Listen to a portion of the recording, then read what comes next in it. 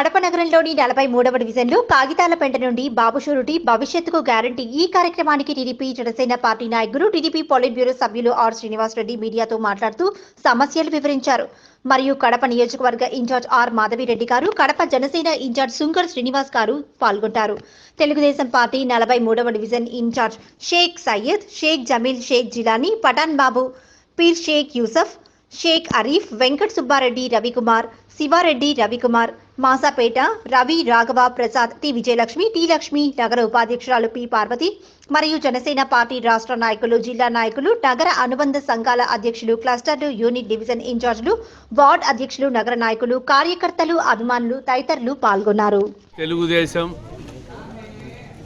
పొత్తు ఈ రాష్ట్రంలో పెను సంచలనం సృష్టించబోతా ఉంది. భవిష్యత్తులో రేపు జరగబోయే ఎన్నికల్లో వైకాపా అడ్రస్ లేకుండా తుడిచిపెట్టుకుపోతుంది. సింగిల్ డిజిట్ నెంబర్ వచ్చినా కూడా వైకాపాకు కష్టమే ఈ రోజుల్లో. ఈ రాష్ట్రంలో 4.5 సంవత్సరాలు దాటిపోయి ఎన్నికలు 2-3 నెలల తరుణంలో ప్రజలు విసిగిపోయిండారు, వేసారిపోయిండారు. ఈ ప్రభుత్వాన్ని ఎప్పుడెప్పుడు ఇంటికి పంపిస్తామని కాసుకొని కూర్చున్నారు.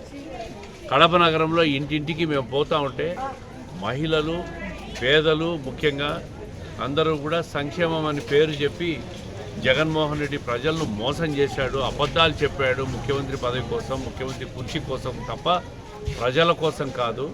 ఎన్నికల కోసం పదవి ముఖ్యమంత్రి అయ్యేదానికి పాదయాత్రలో అన్ని హామీలు చెప్పి మోసం చేశాడు ఈయన. స్థానికంగా కూడా ఎమ్మెల్యేలు కానీ వీళ్ళు కానీ ఎవరు కూడా సంక్షేమం పైన కానీ అభివృద్ధి పైన కానీ శ్రద్ధ పెట్టిన దాఖలాలు లేవు. ఈరోజు మేము రవీంద్రనగర్లో 43వ డివిజన్లో తిరుగుతూ ఉంటే ఎక్కడ చూసినా కూడా మురుగునీటి సమస్య, డ్రైనేజు, ఇంకా రోడ్లు లేని సమస్యలు, ముగ్గవంక పరిహార ప్రాంతంలో అయితే అత్యంత ఘోరమైన పరిస్థితులు కనపడుతూ ఉంటాయి. దోమలు, పురుగులు, పాములు, తేళ్ళు, పందులు, దానివల్ల దోమల బెడదలు ఎక్కువైపోయి మనుషులు అనారోగ్యం పాలైపోతూ ఉంటారు. పైకి మాత్రం ముఖ్యమంత్రి గారు సురక్షా ప్రోగ్రాములు పెట్టి ఇవి పెట్టి ప్రజలను మోసం చేస్తున్నాడు తప్ప నిజమైన ప్రజాపాలన ఈ రాష్ట్రంలో జరగడం లేదు.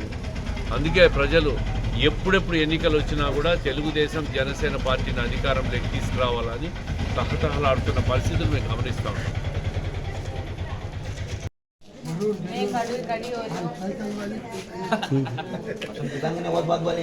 ఏం లేదు ఇక్కడ ఏమి